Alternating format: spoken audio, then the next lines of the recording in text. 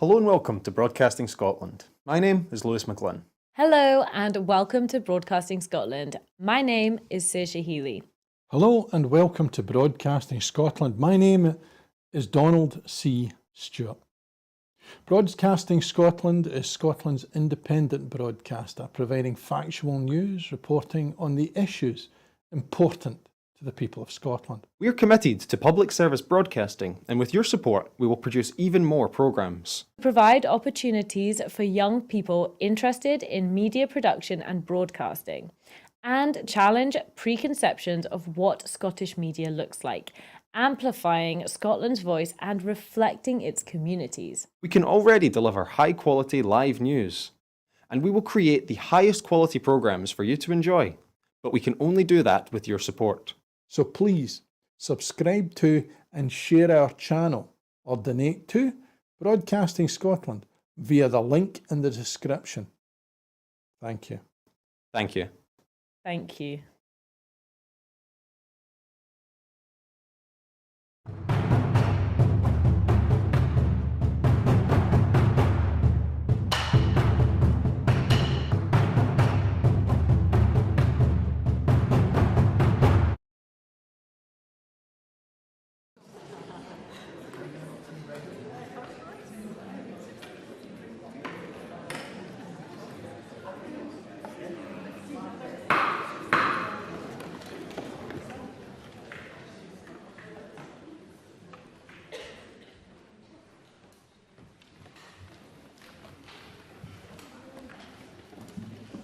Good morning. The first item of business is general questions. And at question number 1, I call Ben Macpherson.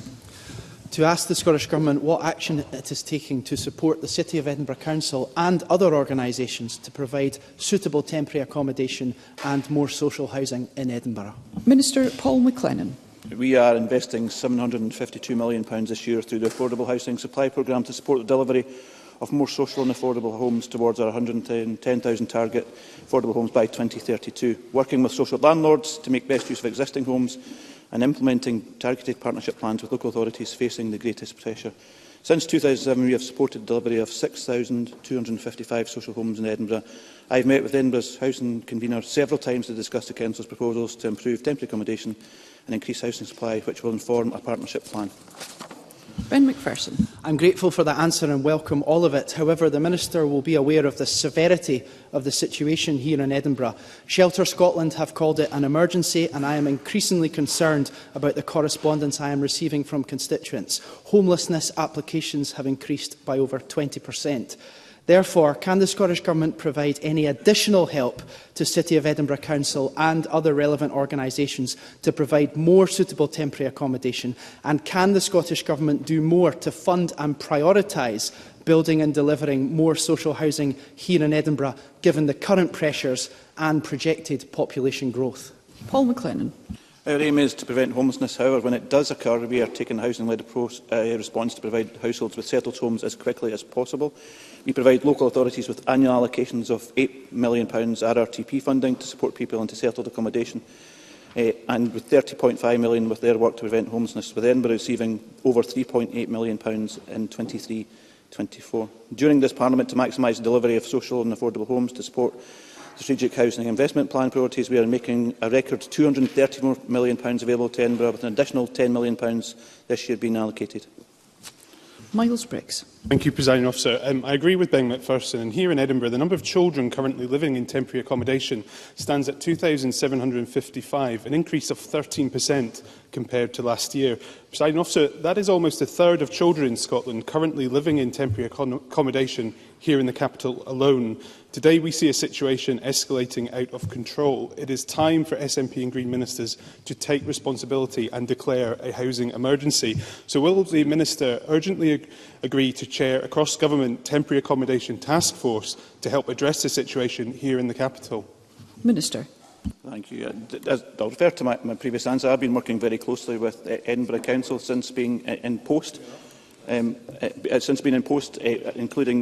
looking at the individual partnership plan we were talking about, and we're discussing proposals as we are at the moment. Mr Briggs will be aware that I also attended the Edinburgh Housing Summit, which was brought together by Alex Cole-Hamilton, and I understand there's going to be a further meeting beyond that. Happy to meet with Mr Briggs to discuss some of these proposals. We are looking at opportunities around about individual things we need to do in Edinburgh, and also how we can bring forward additional social housing in Edinburgh. But happy to discuss further with Mr Briggs. Sarah Boyack. Thank you, Presiding Officer, and can I declare a register of interest in my former work with the SFHA. Minister, there have been a series of cross-party meetings this year. It's an urgent issue, Edinburgh's housing crisis. It needs leadership and funding. The gap is £418 million. So what's the Scottish Government going to do now to tackle the scale of homelessness, lack of affordable housing and, critically this month, the lack of housing for students that they can afford? Minister. Yeah, as I said, we already attended a housing summit that was brought together by Alex Cole-Hamilton, and I understand there was a follow-up planned for that. As I said before, I've already met with Edinburgh's housing convener on a number of occasions, and we are discussing specific proposals as we speak at that moment. Happy to discuss further with Sarah Boyack. Question number 2, Collette Stevenson. Thank you, Presiding Officer. To ask the Scottish Government what progress has been made towards the introduction of speed awareness courses, among other diversion schemes for driving offences, as an alternative to prosecution. Cabinet Secretary Angela Constance.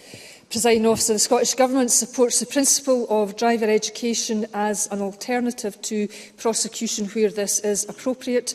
The Lord Advocate has agreed in principle to the introduction of road traffic diversionary courses, including speed awareness courses in Scotland. A multi-agency working group comprising of key delivery partners was set up to oversee the delivery of this initiative, and the Scottish Government continues to discuss the importance of implementing speed awareness courses with Police Scotland as the lead partner for delivery, who are currently reviewing the project's timings. Collette Stevenson. Does the Cabinet Secretary agree that the speeding awareness courses are a good way of reaching offenders and challenging their driving behaviour, with research from down south showing that people who tend to go on these courses are less likely to reoffend? Cabinet Secretary. Presiding Officer, I do indeed agree with the member, and the Scottish Government is very much in agreement that speed awareness courses specifically will have a positive impact on driver behaviour through effective education. The published research in this matter is very important. It shows that these interventions do reduce the number of reoffenders who have attended such courses as a result, and also has a longer-term impact on improving driver behaviour. And that's why this Government is working with our key partners to deliver this important road safety initiative to make our roads safer. Thank you. Question number 3, Marie McNair. Thank you, Presiding Officer. To ask the Scottish Government when it will anticipate it will receive the Scottish Law Commission's findings and recommendations arising from its consultation on damages for personal injury. Minister Siobhan Brown. Thank you, Presiding Officer. The Scottish Law Commission's discussion paper on damages for personal injury was published on the 23rd of February 2022, and the consultation period ended on the 30th of June 2022. The Commission is currently in the process of analysing consultee views submitted in response to the discussion paper and formulating policy with the aim of publishing its findings and report with accompanying draft bill by mid-2024. Marie McNair. Thank the Minister for that answer. The Scottish Law Commission recommendations will cover the issue of time bar in some routes to compensation for people seeking damages because of exposure to asbestos. Will the Minister make representations to the Scottish Law Commission to request that the report is published as soon as possible, and will she commit to early action on the report's recommendation? Finally, will the Minister meet with me and representatives of Clydebank Asbestos Group to hear their testimony about how this injustice is impacting on their members? Minister. Thank you. It's for the Scottish Law Commission to establish a timetable for its work, but I expect the Commission to publish those recommendations by mid-2024. The Scottish Government will, of course, give careful consideration to the recommendations, and I'll be happy to meet with the member and Clyde Asbestos Group to discuss them when we receive them. Question number 4, John Mason. To ask the Scottish Government what its position is on the potential introduction of strict liability in Scottish football. Minister Marie Todd. We have never ruled out strict liability as an option. However, our preferred solution has always been that the footballing authorities in Scotland proactively shape and deliver a robust and meaningful solution to tackle any unacceptable conduct by what is a minority of supporters. John Mason. I thank the Minister for that answer. We have had a huge amount of antisocial behaviour in Glasgow, including in my constituency, by some football fans in recent times, particularly around George Square by Rangers fans and Glasgow Cross by Celtic fans. And would she agree that the clubs need to take some more responsibility, as they do when it's a European Championship? Minister. So while the vast majority of football supporters are well behaved, there clearly remains a problem which everyone who is able to influence and to change must work together to eradicate. It's important that we don't lose sight of the collective need for action to achieve a zero-tolerance approach towards any offensive and antisocial behaviour, and that includes football authorities and the clubs as much as everyone else. As I've already said, our preferred solution has always been that footballing authorities in Scotland proactively shape and deliver a robust and meaningful solution to tackle any unacceptable conduct by what is definitely a minority of supporters, but we've never ruled out strict liability as an option, and we're well aware that clubs are subject to strict liability while participating in UEFA-run competitions. We'll continue to work with the footballing authorities, Police Scotland and fans groups to address issues and to ensure that football matches are an enjoyable experience for everyone. Thank you. Question number 5, Ross Greer. Thank you. To ask the Scottish Government what steps are being taken to eliminate sexual harassment in schools. Minister Emma Roddick. The Scottish Government is clear that harassment or abuse of any form, whether that is in the workplace, schools, at home or in society in general, is completely reprehensible and must stop. As we set out in the 2023-24 programme for government, we are committed to publishing a national framework to better support schools in tackling gender-based violence and sexual harassment at the end of this year.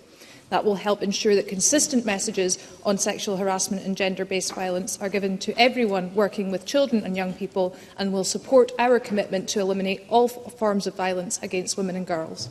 Ross Greer.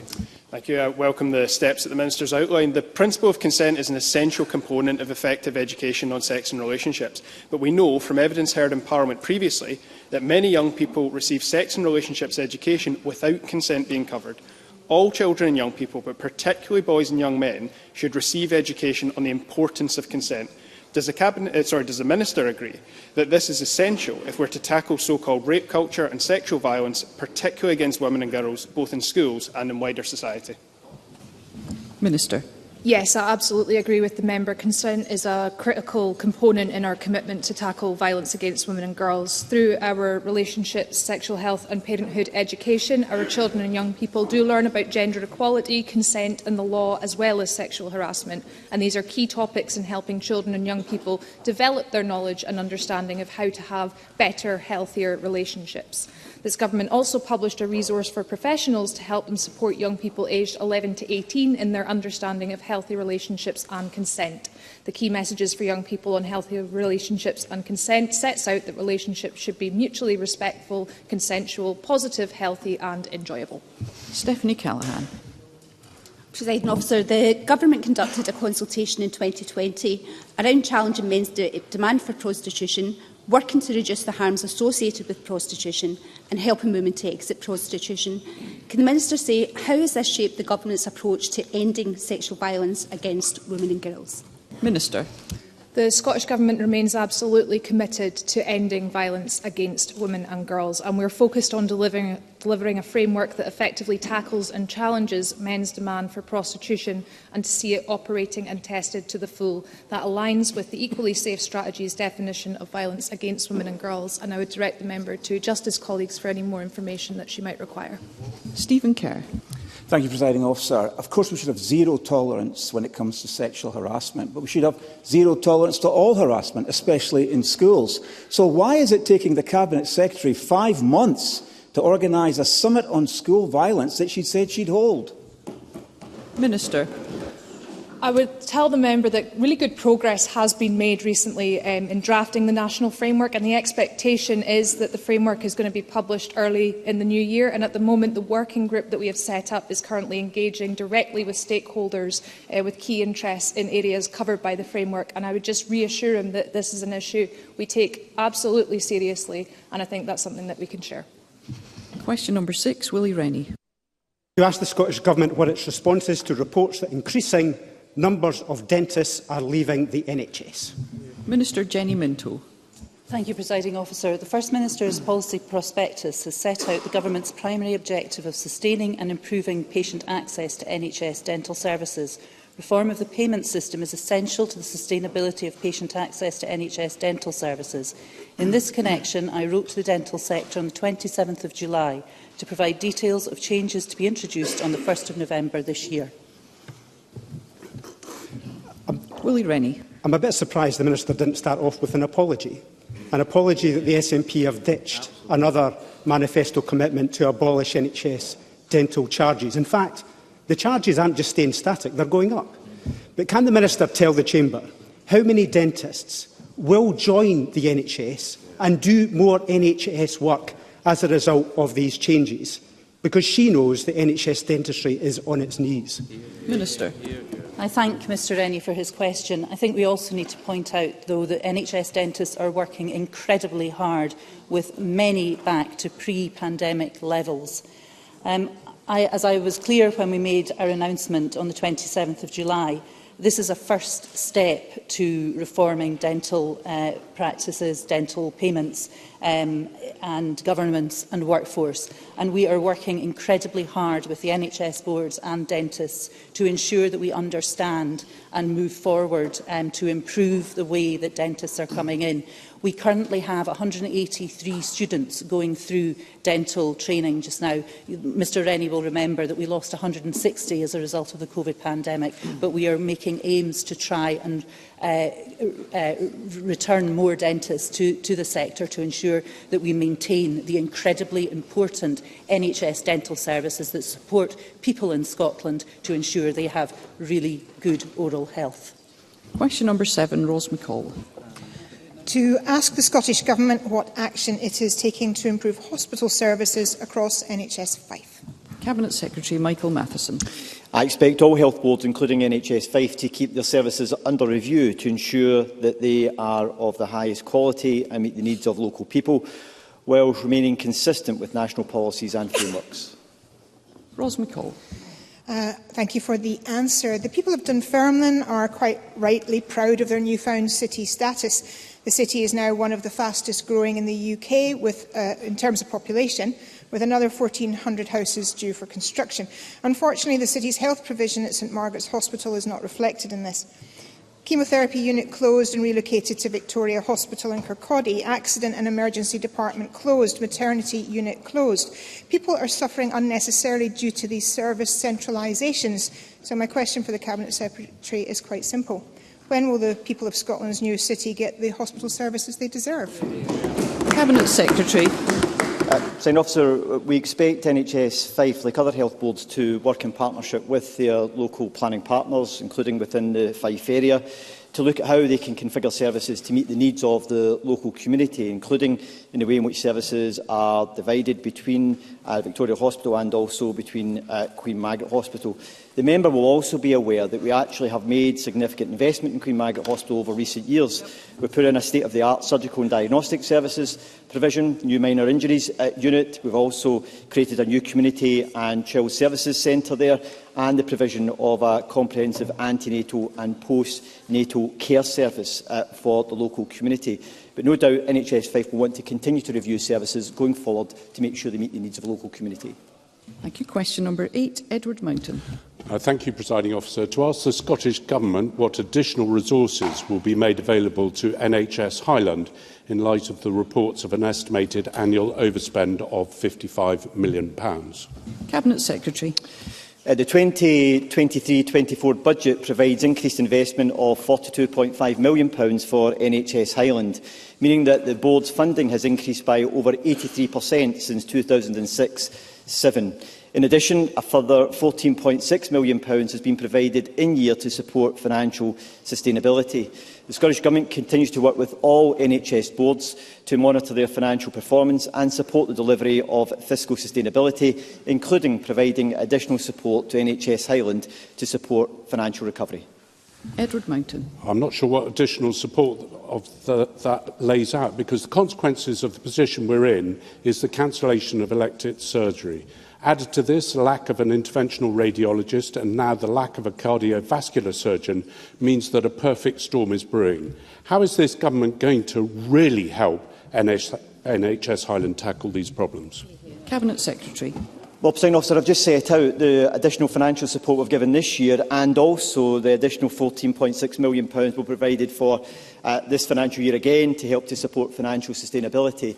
And we are continuing to engage with them around the financial challenges which they face, and also to support them in some of the recruitment challenges which they have as well. But the member will also be aware of the very significant investment we have recently made in NHS Highland through one of our national treatment centres, which is a facility of over £40 million. It's providing improvements in the way in which care is being provided to patients in a range of elective procedures.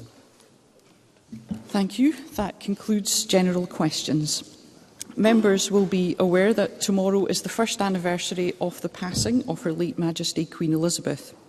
In the days that followed her passing, the Parliament came together to convey our sincere condolences to the royal family and to lead with people across Scotland tributes to Queen Elizabeth's remarkable life and, in particular, her bond with this Parliament. And in view of tomorrow's anniversary, we will have contributions from leaders before we move to First Minister's questions. And I call the First Minister. Thank you, Presiding Officer. 1 year since the passing of Her Majesty Queen Elizabeth, it does present a moment for reflection on a long and dedicated life of public service. I'm sure that colleagues will remember with great pride the beauty of Scotland's landscapes, but perhaps more importantly, the warmth of Scotland's people on Her Majesty's final journey. Her Majesty's deep fondness for Scotland was well known. It is here that Queen Elizabeth chose to spend her most private family moments each summer.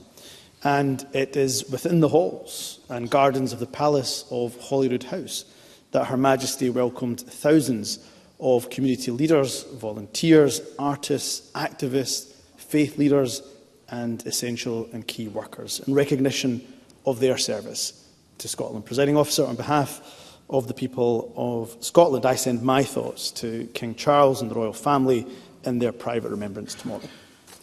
Thank you, and I call Douglas Ross.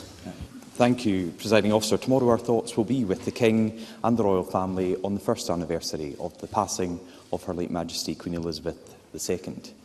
12 months ago, thousands of Scots gathered as her cortege made the final poignant 6-hour journey from Balmoral to Holyrood Palace as she had wished.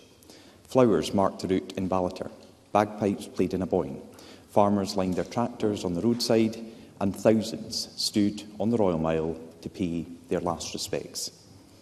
Our late Queen brought the country together in her life and in her death. The late Queen cherished Scotland, and in her passing, the country showed how much it cherished her. Tomorrow marks 1 year since we lost our late Queen, but every day since then we've remembered her warmth, her leadership and her unstinting and dedicated service to this country for 70 years. Thank you. Thank you, and I call Anna Sarwar. Presiding Officer, our longest-serving monarch, Queen Elizabeth II, was a dedicated public servant, demonstrating strength, leadership and empathy when her country needed it the most. She brought our nation together at times of crises and left a legacy of compassion in the various causes she championed. She reminded us that despite our political disagreements and arguments, everyone here in Holyrood is here in the service of the Scottish people. Her kindness, wisdom and integrity are timeless values that we pass down through the generations. Scotland will remember her fondly. Thank you. And I call Alex Cole-Hamilton. Thank you, Presiding Officer. Presiding Officer, the passing of Her Majesty ended a constancy in the lives of everyone in this chamber. It was a moment in time that will come to define the early years of this century. And across these islands, the Commonwealth and indeed the whole world, there was a collective sigh of sadness and thanksgiving for her life of service. And then, in the minutes and hours and days that followed the announcement from the Palace, Operation Unicorn unfolded with quiet precision. And I pay particular tribute to the staff of this Parliament and public service workers across Scotland for the many hours and days they dedicated to that task.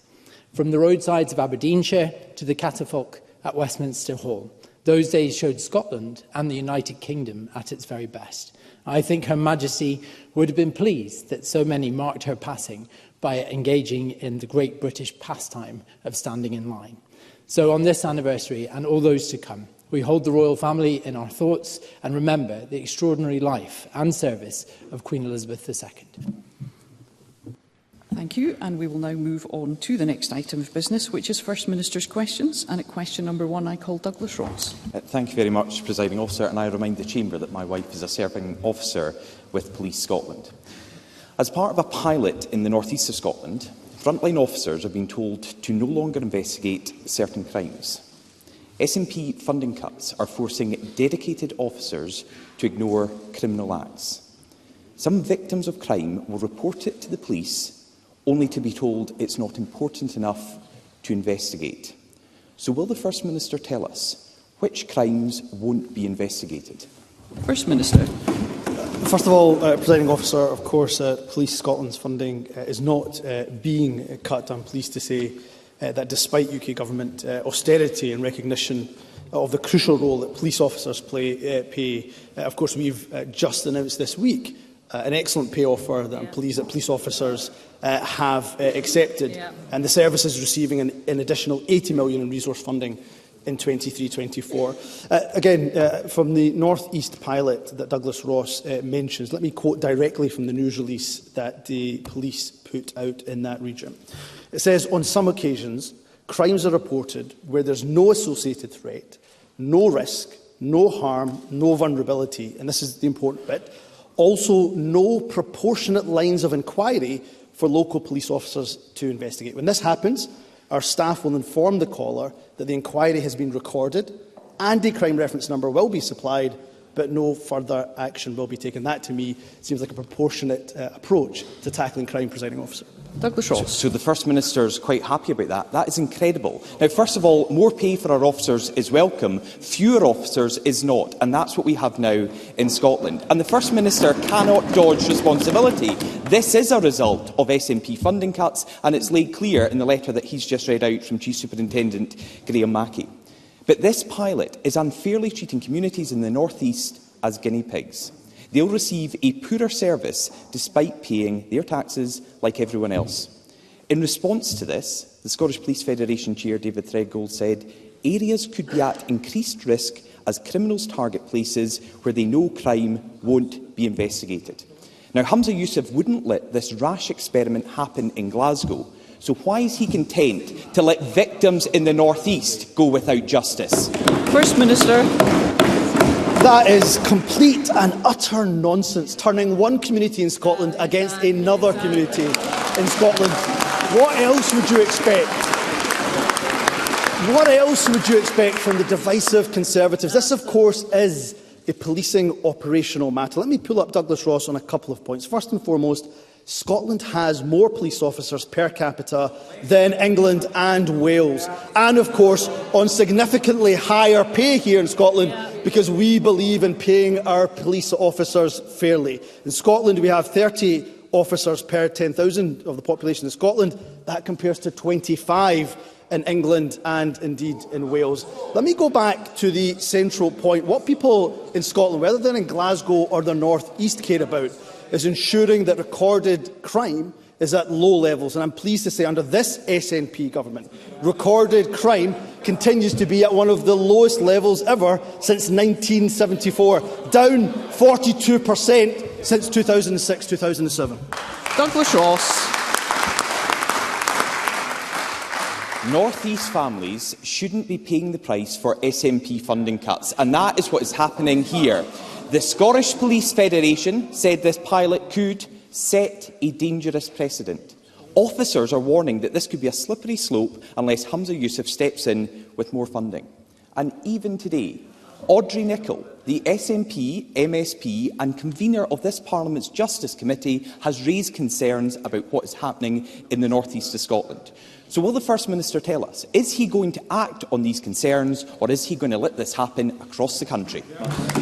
First Minister. If Douglas Ross does not correct the record after the session, then he is frankly happy to be inaccurate and misleading. Because let me read again the facts. We are investing £1.45 billion in policing in 23-24, increasing the resource budget, increasing by 6.3%, an additional £80 million. So any suggestion that we're cutting funding, I'm afraid, is simply untrue. Let me go back to the North East Police, the press release that was sent out by the police in the North East, because this is an operational matter. Again, if crimes are reported and there's no associated threat, risk, harm or vulnerability and no proportionate lines of inquiry, then of course officers will give a crime reference number, the crime will be recorded, but no further action will be taken. So on this side of the chamber, Presiding Officer, we are ensuring our police are funded, we're ensuring there's more police officers on the street, but crucially we're ensuring that recorded crime remains at one of the lowest levels in 42 years. Douglas Ross. I think if anyone's going to be correcting the record, it's the First Minister, because of course we know that the Police Scotland's budgeted officer establishment has reduced from 17,234 to 16,600. There are less police officers on the beat in Scotland, and they are being told not to investigate crimes. And why are they being told? It's because of funding. And if the First Minister won't believe what I'm saying, maybe he'll listen to Deputy Chief Constable Fiona Thompson. She said the force is facing hard choices. She continued, the levels of service we provide to the public will inevitably reduce. First Minister, this is a direct consequence of SNP funding cuts. Officers don't have the resources to do their jobs. People who report crimes will be told tough luck, and it's open season for criminals under the SNP. So why is the First Minister telling offenders that they can break the law and get away with it here in Scotland? First Minister. Douglas Ross, with that question, demonstrates why he should never, ever be allowed to be First Minister of this country. Panicking people, alarming people, sensationalism, all for cheap political headlines, Presiding Officer, is what Douglas Ross is interested in.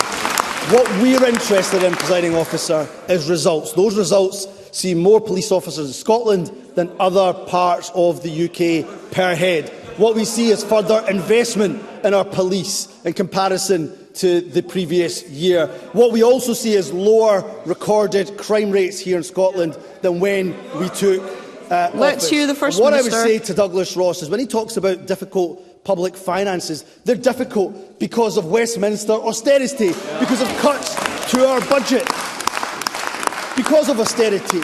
Because of course, the disastrous mini-budget that Douglas Ross, just under a year ago, demanded the Scottish Government follow Liz Truss's path. And now he wants to see tax cuts for the wealthiest. So we'll continue to invest in our public services. And let me just say, when it comes to the public finances, Douglas Ross has no credibility whatsoever. Question number 2, Anna Sarwar. Presiding Officer, the news this week of the risk of reinforced autoclaved aerated concrete known as RAC in our schools is causing understandable anxiety for parents, pupils and staff. The Government have confirmed that 37 schools have been identified as containing RAC. So can I ask when the Government first became aware of the issue and what steps it took? And also, will the Government commit to publishing the list of the schools impacted so parents and pupils have at least some of the answers they deserve? First Minister. Can I thank Anna Sarwar for his question. So we were informed and about RAC for not just many months, actually, for years. And that's why, for example, we ensured that our education leaders had the appropriate guidance from the Institute of Structural Engineers last year. And we have been proactive over that period, particularly the Education Secretary has been proactive in relation to her discussions with local authorities to ensure we have a full understanding of the picture. I can confirm that, given that we have further information back from local authorities, that 40 schools have been identified that have RAC in them, and of course the appropriate mitigations have been put in place. In terms of Anna Sarwar's direct question, I think it's a very fair question. Yes, we will work with local authorities to ensure that that information is published. I expect that publication to happen at the end of the week, not just a list of the schools that have been affected, but I think if we can give more information around the mitigations in place, that will give some confidence to parents and indeed to pupils and staff who are in those schools. So we are working with local authorities to ensure that information is published, and there is, of course, a statement later this afternoon where the Cabinet Secretary will lay some of that detail out. Anna Sarwar. First Minister, the Institute of Engineers say they began inspections in schools for RAC in 2018, and the Scottish Fire and Rescue Service say they warned that buildings are at risk of collapse 2 years ago. So it is important to know what steps the Government took, especially as the First Minister said they have known about this for years. Specifically on the schools impacted, how many schools have either a partial or complete closure? How many are subject to the additional building works or emergency engineering support? And finally, what resources are being made available to local authorities to deal with these affected buildings? First Minister. So there's a number of questions which, again, I'm happy, if we don't get to the detail of, to write to Anna Sarwar in full detail. In terms of the mitigations in place, they vary from school to school to school. So various schools, for example, and other public sector owners of public sector buildings, they have taken a number of mitigations. If I take local authorities and schools, for example, St Kindergarten's Academy in West Lothian, they've closed part of its estate, including the dining and kitchen areas. Preston Lodge High School in East Lothian has closed off impacted classrooms and other areas. So each school will determine, given the Institute of Structural Engineers guidance, will then choose to take the appropriate mitigation in place. Fire stations, of course, that have been affected as well, they already have put mitigation in place. And again, I'm happy to furnish Anna Sarwar with some of the detail. In terms of funding, we are, of course, aware of some local authorities wanting a discussion in and around funding, and of course we'll continue to have those discussions with local authorities, but ultimately they are the ones who are responsible for the safety of the school estate. I did note the Chancellor of the UK, the Prime Minister, in fact, of the UK, say funding will be made in order to help with mitigations in relation to RAC, but I've seen in the last 24 hours, 48 hours, them roll back on that commitment. So we'll continue to have conversations with the UK Government. In fact, the Deputy First Minister wrote to the Treasury on the 16th of August last month to call for the allocation of additional funding to remediate RAC. But I know there's a number of questions Anna Sarwar has asked, and I'm happy to go back to him in writing with fuller detail. Thank you. Anna Sarwar. I welcome the commitment to publish a list of schools, and can I ask that public information to include what mitigations are taking place in those schools to give that reassurance to parents. The Government have delayed the next phase of their school rebuilding programme. Local authorities submitted bids a year ago. They were meant to get an answer by the end of 2022. And we know that at least five of the schools on that list contain RAC, although I suspect that number will be far higher. Those schools are still waiting, so this must be dealt with urgently. And this issue also goes beyond our schools. We know that 255 NHS buildings across Scotland are being surveyed for suspected RAC. So can I ask the First Minister when these surveys will be completed, when we'll have a complete list of all public bodies affected, and how soon will we have a timetable for any required remedial action so we can give patients, staff, parents and pupils the reassurances they deserve? First Minister. Again, I'm more than happy to furnish Anna Sarwar with further detailed writing if I'm not able to get to all the questions he answered. In terms of the school estate, we'll be making a decision on LEAP imminently, but we are also now looking at that programme through a RAC lens. I think it's important for us to do so. This Government does have a good record when it comes to building schools, or indeed substantial refurbishment of schools since 2007-8. We've had 1,098 school builds, or indeed substantial refurbishment projects that have taken place. And of course, Anna Sarwar will be aware that school estate statistics came out just a couple of days ago, and they show that 91% of schools in Scotland had a good or satisfactory condition rating. That's significantly improved from when we first took office. In terms of the NHS, a major study is already very much underway. NHS Scotland Assure are leading that. The desktop review exercise that took place showed that 254 buildings have two or more characteristics consistent with the presence of RAC. And the next phase of the survey has commenced, and 9 buildings have now been confirmed to contain RAC. That's from 40 buildings that have been surveyed. But I think, going back to Anna Sarwar's very original point, I think it's a fair one. We will work with partners, not just local authorities, but NHS boards and others, to see how much of that information can be put out publicly. I hope Anna Sarwar and others will appreciate that will be an evolving picture as these surveys continue to progress. Thank you. Question number 3, Liam Kerr. Thank you, Presiding Officer. To ask the First Minister what the Scottish Government's response is to data showing that the attainment gap has increased. First Minister. In fact, the poverty-related attainment gap is narrower than it was pre-pandemic for National Fives, for Hires and Advanced Hires. This shows progress in education recovery and closing the poverty-related attainment gap over the longer term. We've seen good progress in primary school literacy and numeracy, the latest data showing the biggest ever reduction in the gap. We've seen a record low poverty-related attainment gap and positive destinations for school leavers 9 months after leaving school, with record high numbers of students from deprived areas entering university in 21-22. All this, plus the ambitious aims local authorities have set, and indeed are setting for the longer term, it gives me great confidence that we're making good progress and our £1 billion investment in the Scottish Attainment Challenge is indeed having an impact. Liam Kerr. The First Minister chooses his data carefully, yet fails to acknowledge that the attainment gap between the least and most deprived pupils has widened for the third year in a row. And we must be clear that this is through no fault of teachers, pupils or staff. Now, whilst his predecessor promised to eliminate the attainment gap, his ambition, as set out in the programme for government, is limited to merely narrowing it. So what narrowed gap would be acceptable to this First Minister? And when does he project he'll deliver it? First Minister. First of all, of course, Liam Kerr is not comparing like for like. We are comparing, of course, this year's figures compared to pre-pandemic figures. And of course, Liam Kerr, what I would say to him is the emphasis that he forgets to put is that this is of course, a poverty-related attainment gap. And that's the very point, Presiding Officer, that poverty-related attainment gap. If Liam Kerr really cared about tackling it, he would use any of the minuscule influence he has within his own party to demand that they scrap the two-child limit, to demand that they scrap or reverse the reduction in universal credit, that they scrap, of course, the benefits freeze. Those three measures alone would lift 30,000 children in Scotland out of poverty. So while Liam Kerr may well wipe away those crocodile tears, we in this Scottish Government will get on with the job of protecting Scots from the harm of a Westminster cost of living crisis. I call Pam Duncan-Glancy. I thank the First Minister for his answer to that question, but in many areas in Scotland, including Glasgow, the Attainment Challenge funding is being used to backfill cuts to core education funding. So can I ask the First Minister, why does he think that is? And does he accept that this dedicated funding put in place to tackle the attainment gap has failed to do so in a substantial way?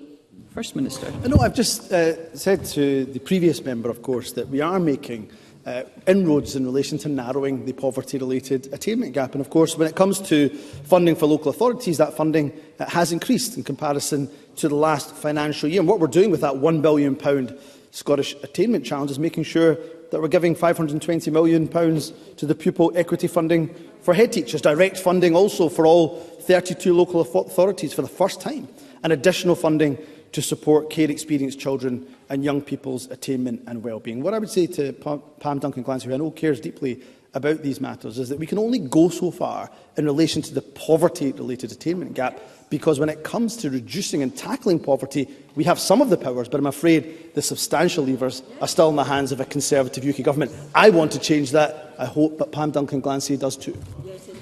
Question number 4, Emma Harper. To ask the First Minister whether he will provide an update on the steps that are being taken to reduce drug deaths in Scotland. First Minister. We remain absolutely committed to delivering the national mission to reduce drugs deaths and improve lives of those that are affected by drugs. The latest drug death statistics that reported a 21% decrease in 2022. I do welcome that reduction, which is the highest on record, but I'm also quite clear that these numbers, of course, remain far too high, and every life lost is an absolute tragedy. My thoughts are with the families that have been impacted and affected. That's why the national mission includes an additional £250 million investment over the course of this Parliament to improve services and backs radical approaches that are evidence-based, and that phrase is absolutely crucial, whether that be a proposal to establish a safer drugs consumption facility or arguing for drug law reform. The Minister for Drugs and Alcohol Policy will make a statement later this month to update Parliament more fully. Emma Harper. Thank the First Minister for that response. The Misuse of Drugs Act is over 50 years old. It's not fit for purpose and it must be reviewed urgently. And the Home Affairs Committee recently published a report calling for a review of drug classification and a new health-led approach to tackling drugs with a trial of safe consumption rooms. So can the First Minister provide an update as to what engagement the Scottish Government has had with the UK Government regarding the urgent need to reform of the draconian Misuse of Drugs Act? First Minister. The points Emma Harper makes are well made. And in July, the Scottish Government did publish a paper, as Emma Harper said, setting out our bold and ambitious proposals for drug law reform to ensure we treat problematic drug use as a health, not a criminal matter. And I was heartened that there was much support for it, not just domestically, but internationally and globally, from experts and those who are working on the ground to tackle the issue of drugs misuse. This is complemented by the recent very welcome report, as Emma Harper said, from the Home Affairs Select Committee, which is clear for the need to reform the Misuse of Drugs Act. The Minister for Drugs and Alcohol Policy did meet with the UK Minister for Policing on Tuesday this week and did raise the issues with him. And what I would say is that if the UK Government won't take the necessary actions to use the powers that they have to help us to combat this challenge, this problem, this crisis, then at least devolve the powers to us so we can take a different approach here in Scotland. Call Beatrice Wishart. Thank you, Presiding Officer. The Dogs Against Drugs charity assists Police Scotland with search and seizure of illegal drugs arriving in Shetland, alongside its educational preventative work. Police Scotland's Shetland Area Commander has credited the dogs with a vital role in drug seizures in Shetland, with a value of around $750,000 in the last 18 months.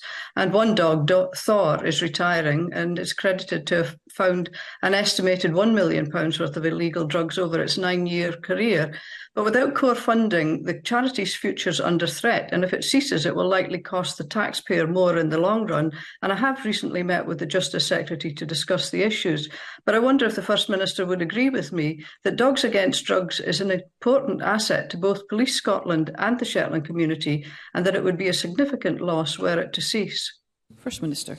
I do agree with Beatrice Wishart. I know of the programme Dogs Against Drugs. I remember them well when I was Justice Secretary, and funding, I know, has been an issue for a long period of time, and that's why I was pleased that the organisation did receive some additional funding, I think, from the Serious Organised Crime Task Force. I believe it was a good meeting between the Justice Secretary and Beatrice Wishart, and of course, if there's anything more we can do to try to support Dogs Against Drugs, then of course we'll be open to that in a very difficult within the difficult financial circumstances we're operating in.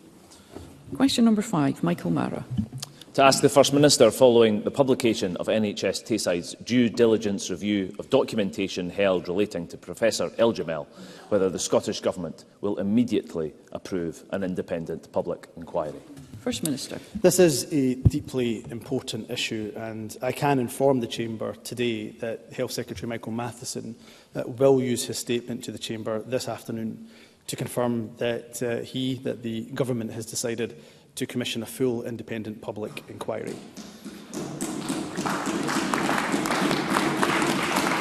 This comes after very careful consideration of the recent due diligence review, which said concerns about Professor El Jamel were not acted on with the urgency they deserved. In commissioning an inquiry, it remains important that those people directly affected are still supported to find the answers they need, and that both staff and patients across Scotland know that lessons are being learned. The Cabinet Secretary has considered the latest report on NHS Tayside, and we have collectively concluded that this requires investigation independent of both the Board and indeed of the Scottish Government, and I agree with that. He will set out, the Cabinet Secretary for Health will set out the details of the next steps in his statement this afternoon. Michael Mara. Scottish Labour welcomes that inquiry. It should not have taken us so long to get here. This inquiry has been wrung out of the Government like blood from a stone by Jules Rose, Pat Kelly and the many victims who were weeping outside this Parliament yesterday, many in permanent, debilitating pain. As late as last week, the First Minister and Health Secretary maintained the public inquiry would not take place. And that damning internal review that he mentions from NHS Tayside says they knew El Jamel was incapable and dishonest and yet allowed him to continue unchecked. That review also revealed that the NHS Tayside Board has done nothing to deliver on a raft of recommendations from previous reports into this scandal. What will the First Minister do today to ensure those recommendations are acted on immediately? First Minister. Can I say that I disagree with Michael Mara's characterisation. Both the Health Secretary and I have always said that a public inquiry has not been ruled out. But I hope Michael Mara would understand that it is appropriate that we allow reviews like the due diligence review that was taking place to progress right to the end of its conclusion. And in doing so, having seen the extremely disturbing detail of that due diligence review, the Cabinet Secretary for Health, and we discussed this at Cabinet on Tuesday, the Government has come to the conclusion that a public inquiry is therefore necessary because of the failings that that report has exposed. So let's be clear about two things. First and foremost, that Professor El Jamel is responsible for his despicable actions, but where there are systemic failings, then they must absolutely be exposed, they must be interrogated, and lessons must be learned, and that's why public inquiry is so importantly. And secondly, let me agree in a point of consensus with Michael Mara, that while many MSPs, I have to say, deserve credit for raising these issues, it is, of course, to the credit of the brave patients who have spoken out about the suffering that they have during Jules Rose, Pat Kelly, and many others that have raised these issues. They deserve the credit for this announcement around the public inquiry. There is still a further question for us to explore, and Michael Matheson will lay this out in detail in his statement. It is whether or not there will need to be another process alongside the public inquiry that answers the very individual patient questions that rightly patients have in terms of their individual cases, something that a public inquiry would not necessarily be able to do. Liz Smith. Thank you. Can I also welcome this decision, but can I pay very considerable tribute to Jules Rose, to Pat Kelly and to all the other patients who for 10 years have been fighting this case. Could I ask the First Minister if, aside from the public inquiry, the Scottish Government will consider a victim support fund for the former patients and their families? First Minister. Again, there are, of course, as Liz Smith knows well, appropriate routes in relation to compensation that families can go through when it comes to health boards. And of course, if there are other avenues that we can explore to support patients, then we will give that consideration. But there are already established avenues for patients who have suffered as a result of the NHS to be able to claim compensation. But they can at times be difficult to navigate. So we will give consideration to any other avenues of support that we can provide. I do want to mention that there's been a good cross-party effort. I know MSPs such as Shona Robinson, Joe Fitzpatrick, John Swinney, Jim Fairley, Graham Day, Willie Rennie, Michael Mara have all raised these issues. But I think it is important to pay perhaps particular credit to Liz Smith, who has raised these issues for many years diligently and in a considered manner. And I thank all the MSPs who have raised these important issues on behalf of the patients they represent. Question number 6, Ross Greer. Thank you. To ask the First Minister how the Scottish Government plans to maximise the economic benefits, including the number of new jobs, that result from any growth in renewable energy sources, including onshore wind.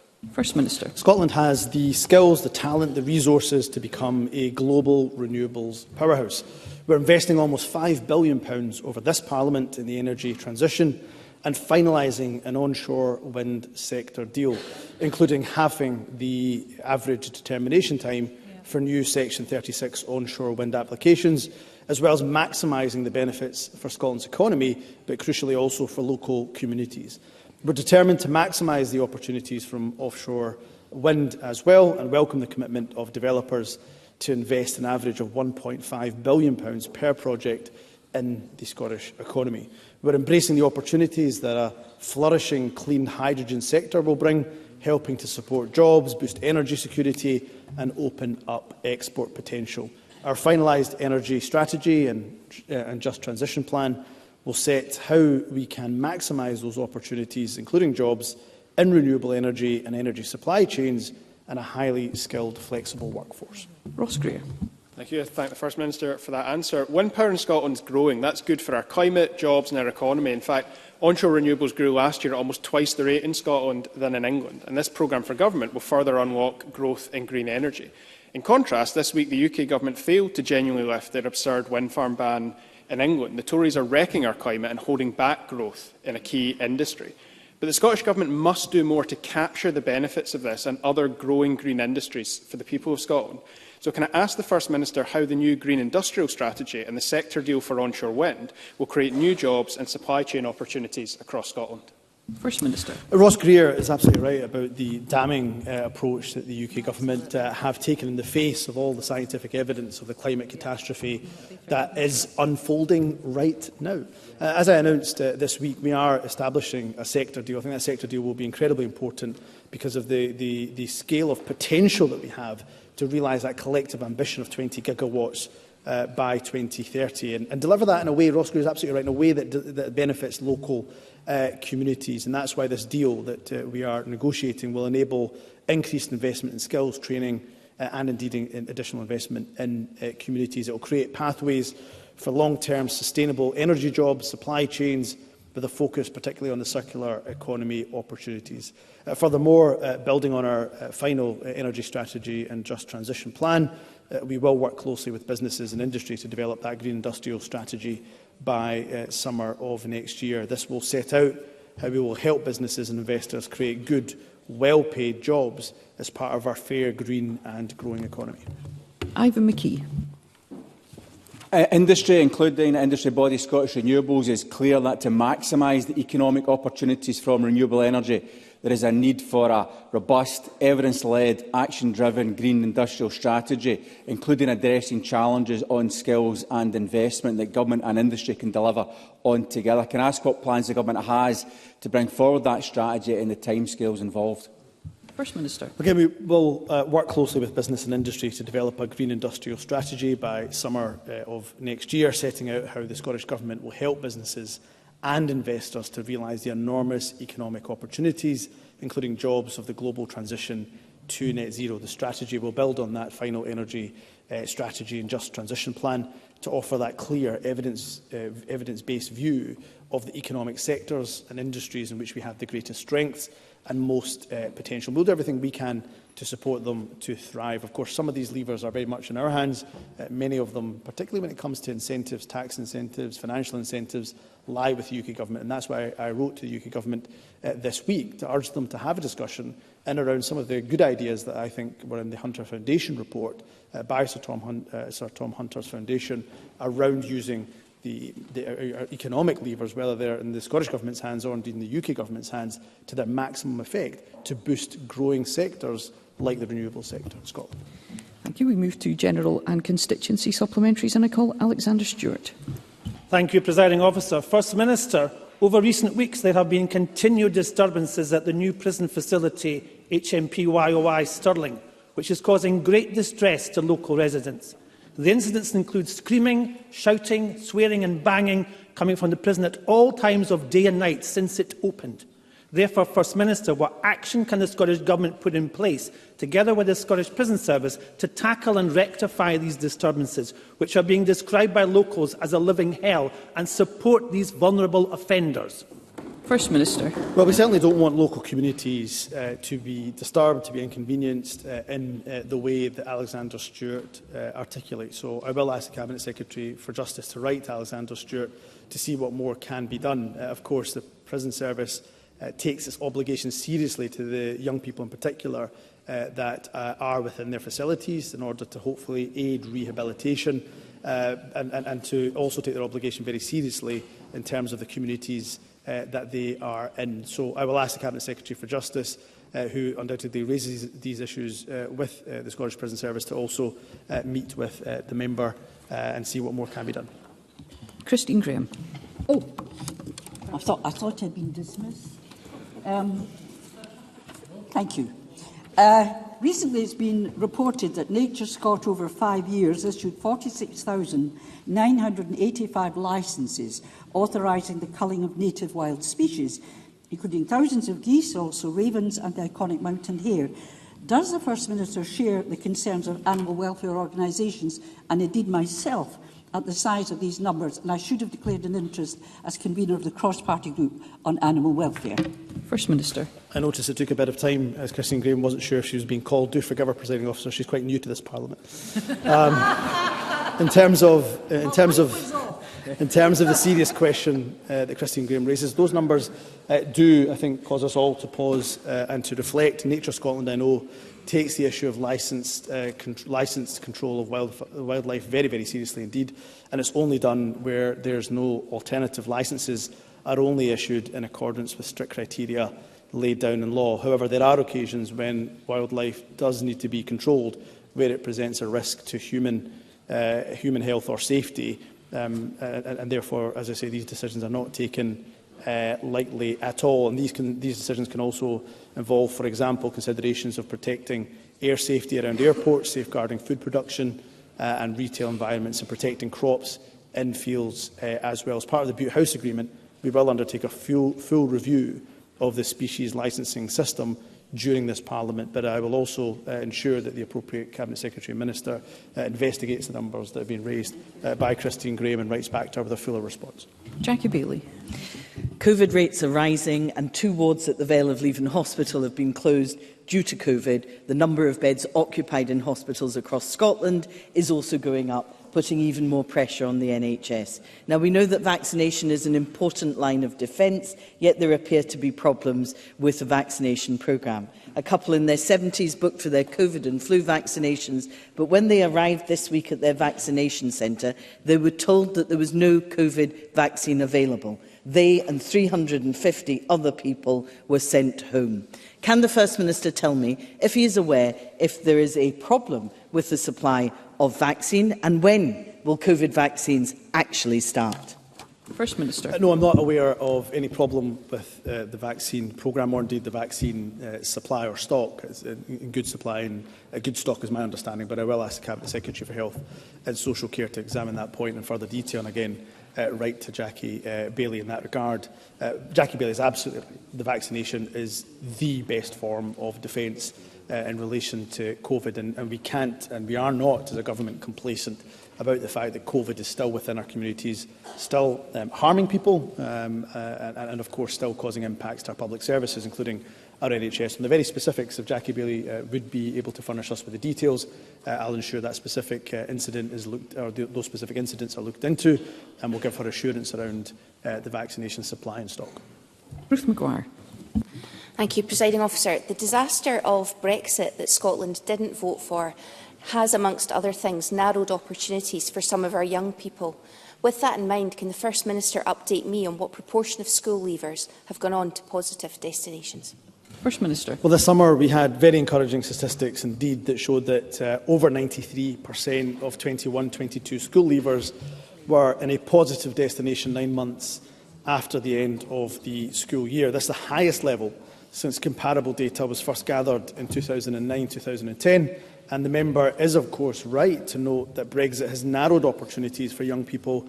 And one of the most damaging examples of this has been the UK's decision not to participate in Erasmus+. We're determined to ensure young people, particularly from our most disadvantaged communities, can benefit from educational exchange opportunities.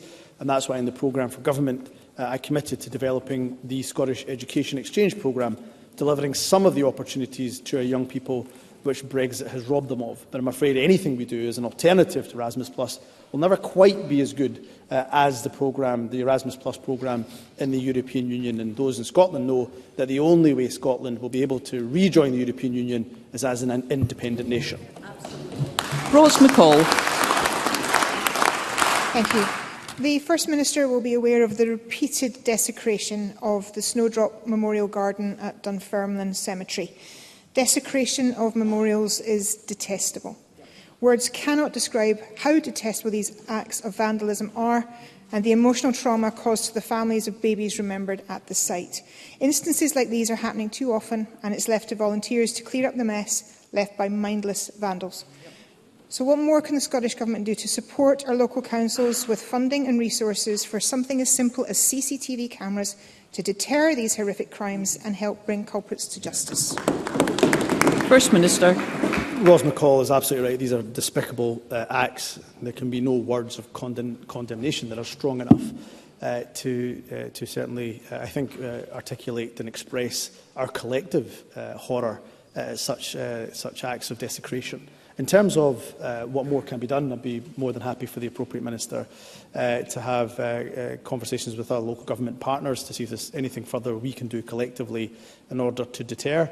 I would say it's really important also that we try our best to work with anybody who's desecrating these memorials to see if there's more we can do to hopefully divert them from such despicable behaviour. And of course the police will determine whether or not there are crimes committed and what action can be taken. I do know one of our local councillors, Councillor Naz, I know him well, was one of the volunteers who was involved in cleaning up the baby memorial. And of course I commend the volunteers for cleaning up the memorial, but it shouldn't be left to volunteers. The desecration shouldn't be taking place in the first place, and therefore the government will reach out to the local authority and see if there's anything more we can do to support them in any action that they're taking to stop this desecration from happening in the first place.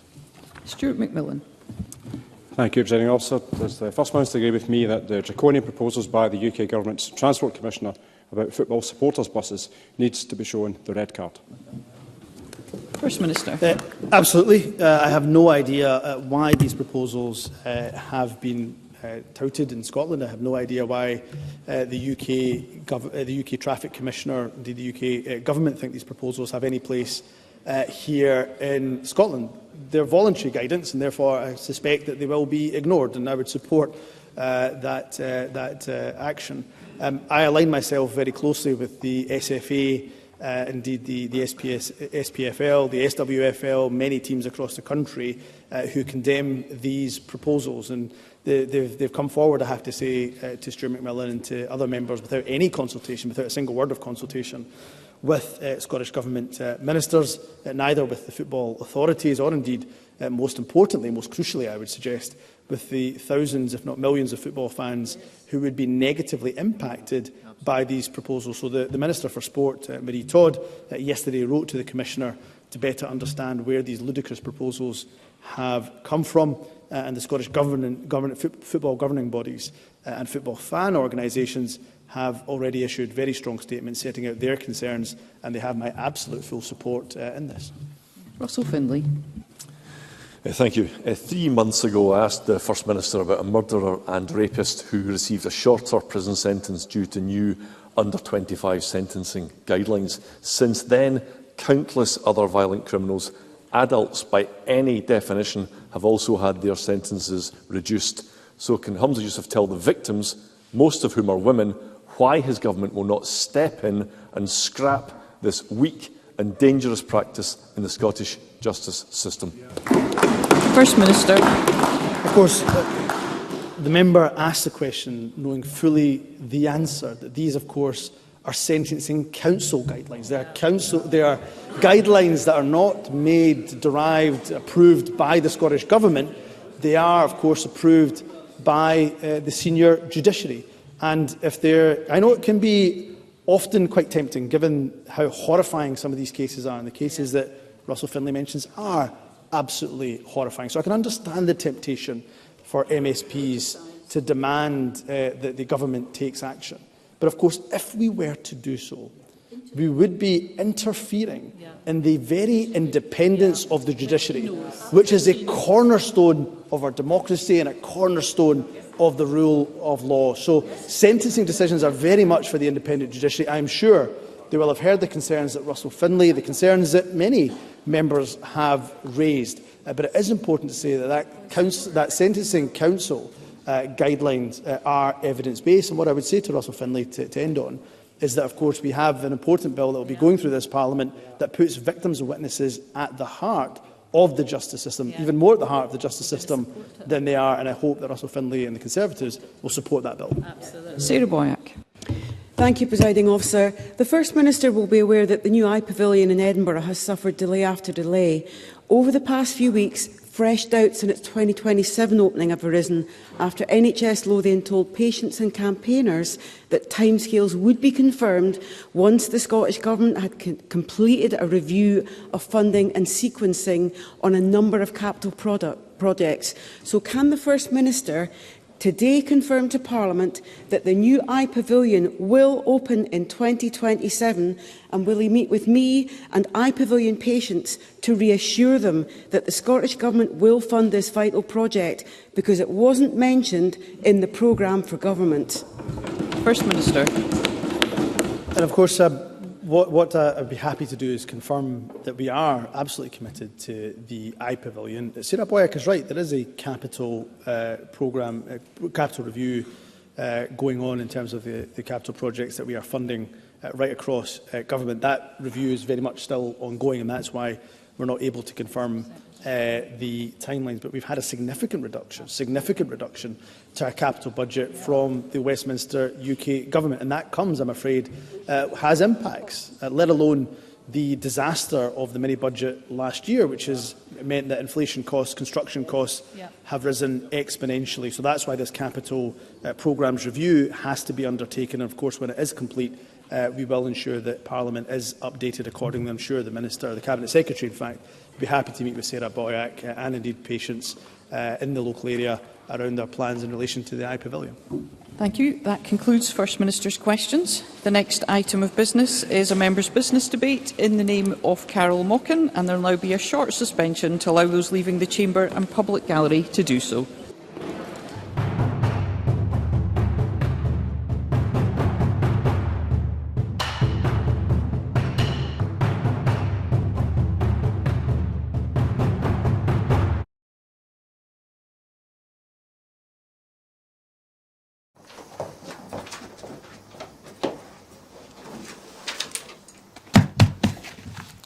Hello and welcome to Broadcasting Scotland. My name is Lewis McGlynn.